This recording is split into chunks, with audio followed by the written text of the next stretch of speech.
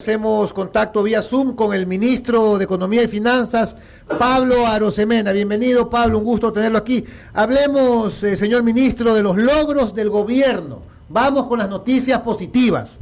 Empecemos por el programa con el Fondo Monetario Internacional.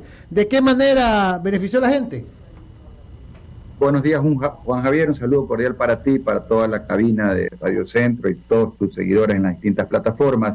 Mira, lo primero, se logró culminar con éxito un acuerdo con el FMI. Esto no se lograba en 21 años. Es decir, hacer un programa con el fondo es relativamente fácil, pero culminarlo con éxito es difícil. Y la ventaja que esto tiene es que eso te da un aval, te da credibilidad internacional para poder financiar el presupuesto, sobre todo en años difíciles, que es exactamente lo que hemos conseguido. Yo diría que eso ha sido un hito importante y un logro que se consiguió por la visión del presidente Guillermo Lasso y la capacidad de trabajar todos en equipo en torno a ese objetivo. Luego también recordemos que este gobierno ha logrado tener la inflación controlada. Actualmente la inflación es la segunda más baja de América Latina, la primera más baja de América del Sur y la novena más baja de todo el planeta. Eso está bien correlacionado con un manejo ordenado de las finanzas públicas. Justamente en el manejo ordenado de la economía del Estado tiene que ver la capacidad para ir reduciendo el déficit fiscal. El déficit fiscal es la diferencia entre los ingresos y los gastos que tiene el presupuesto general del Estado. Cuando llegamos al gobierno, el hueco era un cráter de 7.7 puntos del Producto Interno Bruto. Actualmente ese hueco se lo ha reducido a menos 1,5, menos 1,7 puntos del Producto Interno Bruto. Entonces es una reducción considerable a la par que se ha hecho crecer la economía, que es otro de los beneficios. Este año el Fondo Monetario Internacional, el Banco Mundial proyectan que América Latina va a crecer al 1%, 1.1, 1.3%, máximo 1.5%. Sin embargo, esos mismos organismos proyectan que Ecuador va a crecer al doble, al 3%. Es decir, estamos bajando el déficit fiscal, estamos haciendo crecer la economía nacional. También hemos logrado reducir el nivel de endeudamiento, la deuda en relación al PIB. Antes de Guillermo Lasso era 61%, actualmente es 55%. La deuda es como una mochila, es una carga pesada que le recae sobre el lomo de los ecuatorianos. Por ser una deuda tan pesada, es que los gobiernos anteriores te clavaban permanentemente impuestos. Aquí muy diferente lo que hemos hecho, y desde julio del 2022, que estoy en el manejo de economía y finanzas, como una sola flecha, en un solo sentido, hemos hecho lo siguiente: bajamos el impuesto a la salida de divisas del 5 al 4% y aumentó la recaudación. Este año lo volvimos a bajar a 3.75, en julio lo bajaremos al 3.50 y en diciembre al 2%. También bajamos el impuesto a ICE, impuesto al consumo especial, para una decena de productos de consumo masivo que se venden en decenas de miles de tiendas de barrio a lo largo y ancho de todo el Ecuador. También bajamos el ICE para armas y municiones para empresas de seguridad privada, del 300 al 30%, y la recaudación en este primer trimestre supera la recaudación histórica de ese impuesto desde que fue creado hace 14 años. También bajamos el IVA en feriados, también bajamos aranceles, también bajamos tasas turísticas Ecuador Potencia y Ecodelta para abaratar el turismo desde y hacia el Ecuador, y ahora hemos planteado bajar el impuesto a la renta de la clase media y el impuesto RIMPE para los microemprendedores, para 500,000 de microemprendedores. Entonces hay una sola línea de gestión donde se han bajado impuestos, se ha bajado el déficit fiscal, se ha bajado las necesidades de financiamiento, se ha bajado el endeudamiento, se han bajado los subsidios también. Recuerden que focalizamos el subsidio del sector industrial camaronero, liberando 200 millones de dólares que antes se iban para subsidiar al sector más pudiente del Ecuador, y actualmente se van para apoyar a los niños más necesitados del Ecuador, en las familias más vulnerables que sufren del problema de la desnutrición crónica infantil. Así que en una sola frase te diría que ha sido el trabajo de poner el orden fiscal y traducir ese orden fiscal en un alivio social. Señor ministro, tengo entendido que sistemáticamente se cancelaron las deudas que arrastraba el Estado con los municipios y las prefecturas del país. Sin duda, con la exalcaldesa Viteri hubo roces de que se debía, de que la alcaldía de Guayaquil estaba al día, etcétera, y más etcéteras. ¿Cómo están las relaciones con el alcalde Álvarez, que según sé tiene un hueco enorme en las finanzas del municipio? Mira, cuando llegamos a Economía y Finanzas en el mes de julio del año pasado, recibimos a los representantes de municipios, prefecturas y juntas parroquiales, Conagopare, Conga, Congope y Ame, municipios del Ecuador. Y en resumen, había una deuda del gobierno con estas instituciones, con los GAT, gobiernos autónomos descentralizados, por alrededor de 180 millones de dólares, 179 millones de dólares. Entonces definimos un cronograma de pago anual de julio del año pasado a julio de este año, y luego hicimos lo que corresponde hacer para tener credibilidad, que es pagar un promedio mensual de alrededor de 15 millones de dólares. Ahora, aquí viene el tema clave, ¿no? Esas deudas, ¿de cuándo eran? O sea, esos 180 millones de dólares que el gobierno le debía a los GAT, ¿acaso eran del año 2022? ¿O acaso eran del año 2021, cuando llega Guillermo Lasso al poder? Y aquí viene el tema. No, amigos, esa deuda no era generada por el gobierno de Guillermo Lasso.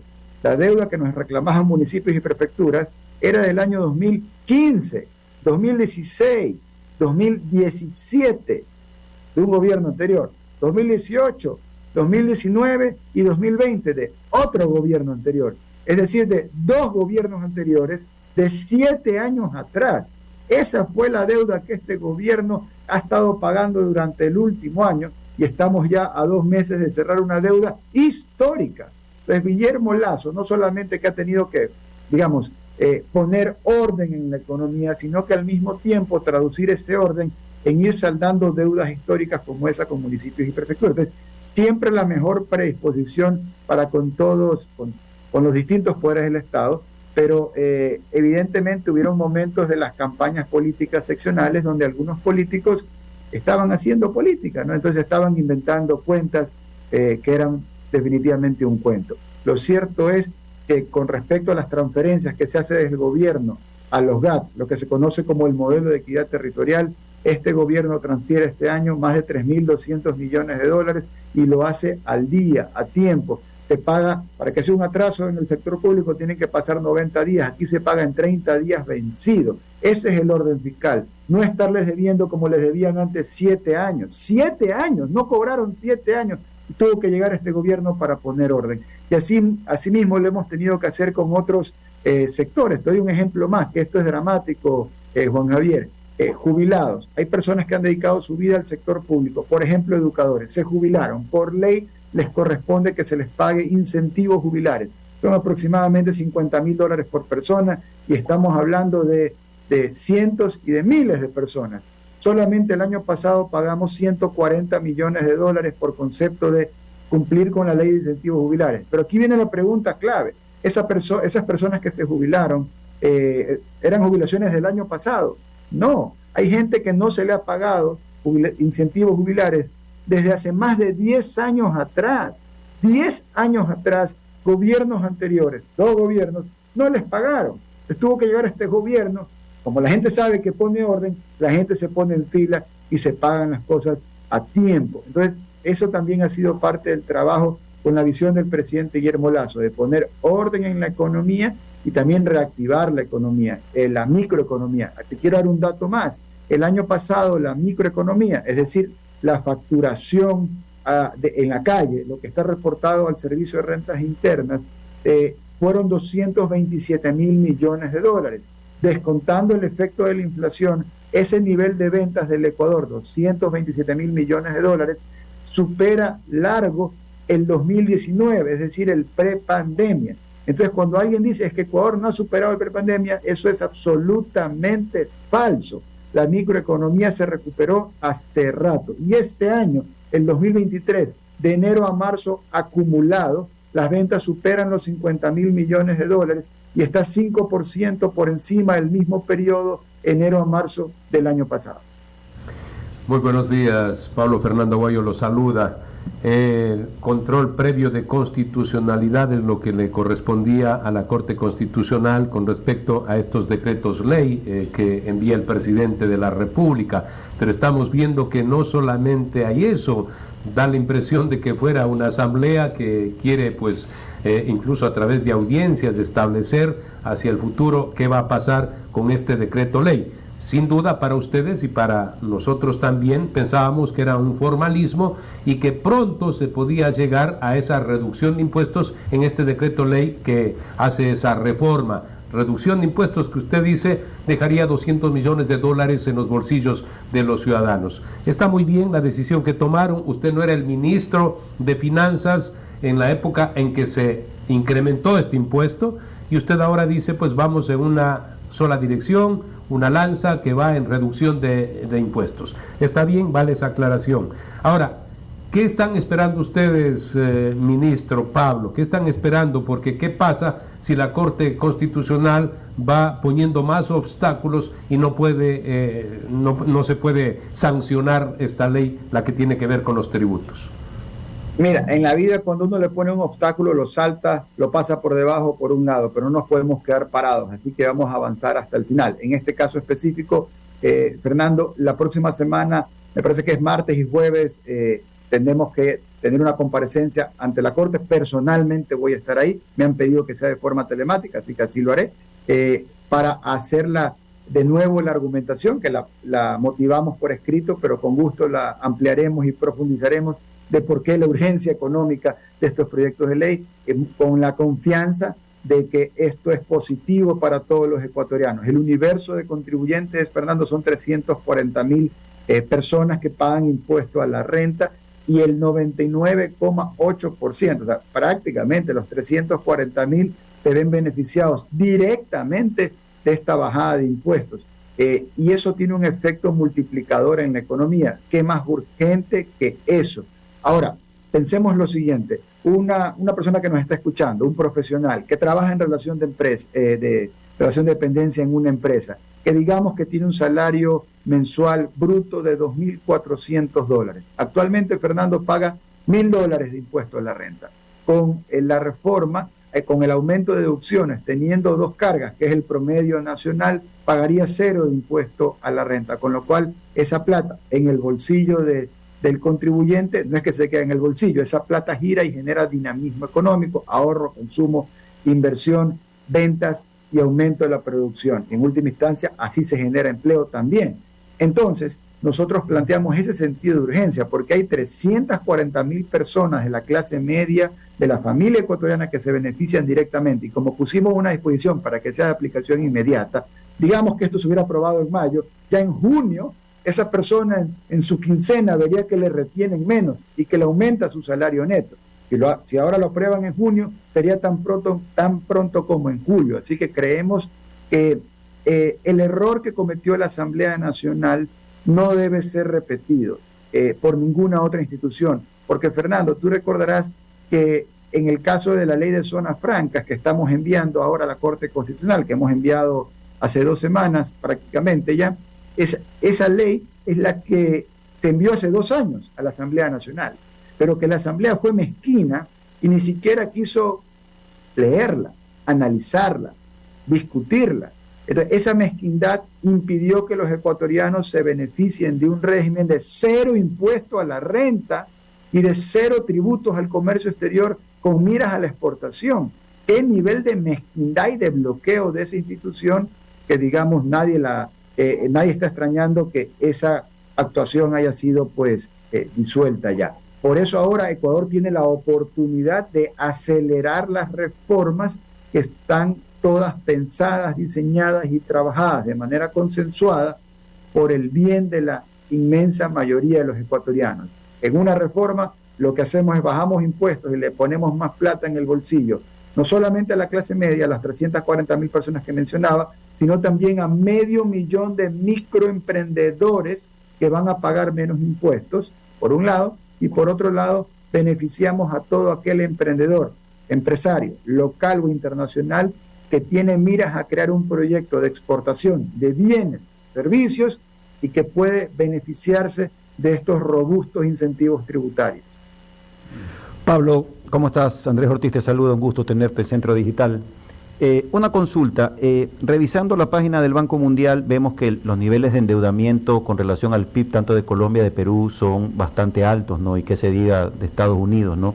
El presidente Correa, me parece que ayer o el otro día hizo algún comentario de que los países en vías de desarrollo realmente tienen que partir de un endeudamiento agresivo porque si no, no pueden salir de su desarrollo, y criticaba un poco las cifras del gobierno nacional en ese sentido respecto a lo que se ha hecho, pues, y con mucho acierto por parte de la anterior cartera y la tuya en la actualidad.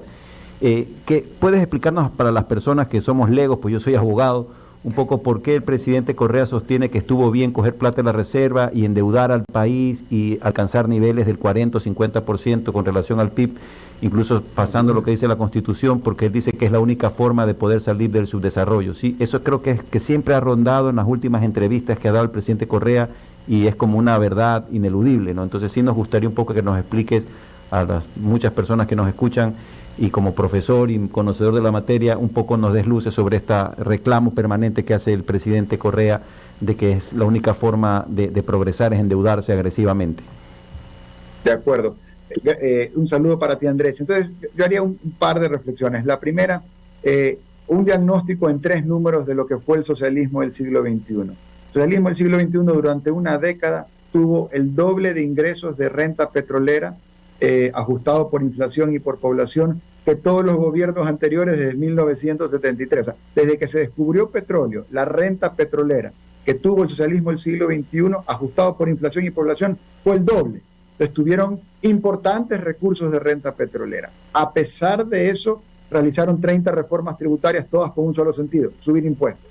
30 reformas entre leyes y legislación secundaria en lo tributario, con un solo objetivo, que era sacarle más plata a la gente. Entonces, tuvieron ingresos, por un lado. Por otro lado, el gasto lo triplicaron, ¿no? Del gasto de cuando arranca ese gobierno a cuando termina ese gobierno, prácticamente lo triplicaron en términos nominales. Y luego está el tema del endeudamiento, que es lo que tú planteas. Cuando tú gastas más de lo que te ingresa, eso lo cubres con financiamiento. Y ellos la deuda también la multiplicaron, al menos por 4. La deuda en términos nominales, cuando arrancó el socialismo del siglo XXI, era alrededor de 10.000 millones de dólares, y cuando se fueron, superó largo los 40.000 millones de dólares. Entonces, tienes ahí una visión donde nunca la plata iba a ser suficiente y había que despilfarrar hasta el último centavo, y como dejaron un hueco fiscal enorme, la diferencia entre ingresos y gastos, empezaron a meter la mano donde podían. Y te recuerdo 2 cosas donde también metieron la mano, aparte de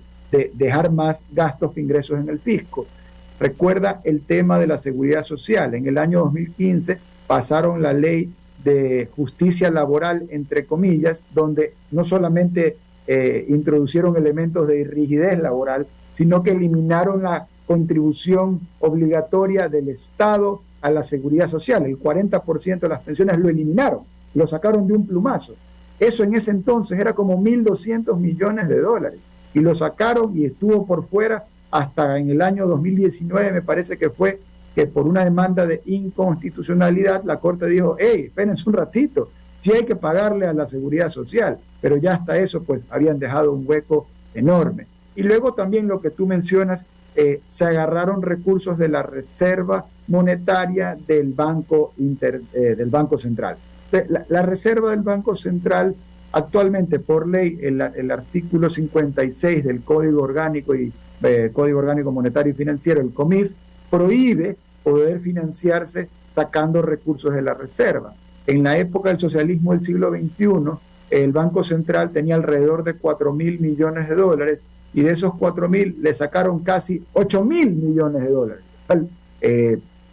Puede ser difícil de poderlo ver, pero fue exactamente lo que sucedió. Y lo que se ha estado haciendo en los últimos años es cerrando esa brecha que abrieron en el Central. Cuando tú ves el balance del Central, los pasivos exigibles en relación a los activos, todavía hay una brecha que no se termina de cerrar. Cierto es que hoy la reserva del Banco Central es la más alta en dolarización, alrededor de 8.000 millones de dólares, pero todavía no se termina de cerrar el hueco que abrió el socialismo del siglo XXI. Entonces, en resumen, para ellos ninguna cantidad de recursos fue suficiente. La mayor bonanza petrolera no fue suficiente. Tuvieron que subirte impuestos durante una década no fue suficiente, tomaron recursos de la Seguridad Social, no fue suficiente, tomaron recursos del Banco Central, no fue suficiente, y luego también pues tomaron recursos por el adelantado de la preventa petrolera y tampoco fue suficiente, al punto que la propia Constitución que ellos hicieron como sastre a la medida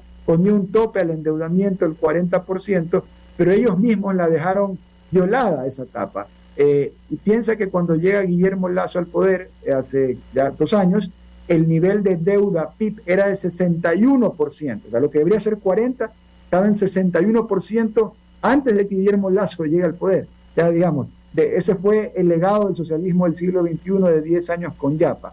Y al día de hoy somos el gobierno que ha venido bajando el endeudamiento. Actualmente el nivel de deuda PIB es 55%, de 61% se lo ha bajado a 55%. ¿Cómo se lo ha hecho? Varias cosas, tal vez destaco rápidamente 2. Una, renegociamos la deuda con China, bajando tasas de interés, aumentando los plazos y liberando petróleo que estaba atado y hoy se vende a precios de mercado. Y 2, realizando el canje de deuda por conservación de naturaleza más grande de la historia de Ecuador y a la fecha el más grande de la historia de la humanidad, que nos ha permitido ahorrar $1.000 millones en el stock de deuda de bonos globales y por otro lado destinar $400 millones para conservación a perpetuidad en la Reserva Hermandad de Galápagos. Estamos conversando con Pablo Arosemena, ministro de Economía y Finanzas. Ministro Arosemena, tenemos un comentario aquí, quisiera que tal vez nos ayude a comentarlo. El nuevo gobierno dice así, el nuevo gobierno, me imagino que se refiere al siguiente, debe repatriar las reservas internacionales y declarar la moratoria de la deuda externa para mejorar la seguridad, salud y atender la crisis humanitaria del niño. Mucha decepción con este gobierno, fracasaron, querían gobernar, ya gobernaron. Su opinión, por favor. Esa es la visión del socialismo del siglo XXI, que fue lo que ya hicieron. En el año 2008 ya hicieron default de la deuda y producto de ese default es que hasta el día de hoy tenemos el riesgo país que tenemos, porque la razón de fondo del riesgo país tiene que ver con que los mercados tienen memoria de elefante. Ecuador en los últimos años ha hecho varias veces default. Default es declararte loco y no honrar tus deudas cuando tienes capacidad de pago, pero no tienes la voluntad de pago. Y eso los mercados te castigan con los niveles de riesgo país, que va en relación del precio de los bonos, de la deuda soberana que tiene el Ecuador. Entonces, mi respuesta sería, eso que se plantea es lo que ya se hizo antes y no funcionó. Pensémoslo a nivel individual. Si una persona se declara loca y dice que no le va a pagar a sus acreedores, pues puede sonar bien chévere, pero en la práctica luego nadie más te vuelve a prestar, o cuando quieres que te presten en unas condiciones que son pues muy onerosas y peligrosas. Pensemos que, y esta analogía creo que puede ser muy útil para muchos, el estado de las finanzas públicas cuando llega Guillermo Lasso al poder, haciendo una analogía con el mundo de las finanzas no públicas, sino corporativas, del mundo empresarial, es equivalente a una empresa donde tú vas a los 3 estados financieros principales, vas al estado de pérdidas y ganancias, y no hay ganancias, hay pérdidas, es decir, al final de la operación estás perdiendo recursos. Luego te vas al flujo de efectivo, operación, inversiones, financiamiento, y sale más plata de la que entra. Y luego te vas al balance y resulta que estás tan endeudado que has superado todo el límite de endeudamiento, que nadie te da ninguna línea de crédito adicional porque no tienes capacidad de repago. Entonces, esa situación es difícil y es la situación que tuvo que librar Guillermo Lasso, llegando a un gobierno que no tenía la liquidez, que no tenía la capacidad de endeudamiento, porque ya estás con el tope al techo, y donde te toca poner orden para empezar a saldar deudas históricas, como decíamos hace un momento. Entonces, en resumen, el orden fiscal es un proceso, no es un producto terminado, es el camino que se está avanzando y es lo que ha permitido que el hueco fiscal sea más pequeño, pero todavía tenemos déficit fiscal, no estamos en superávit.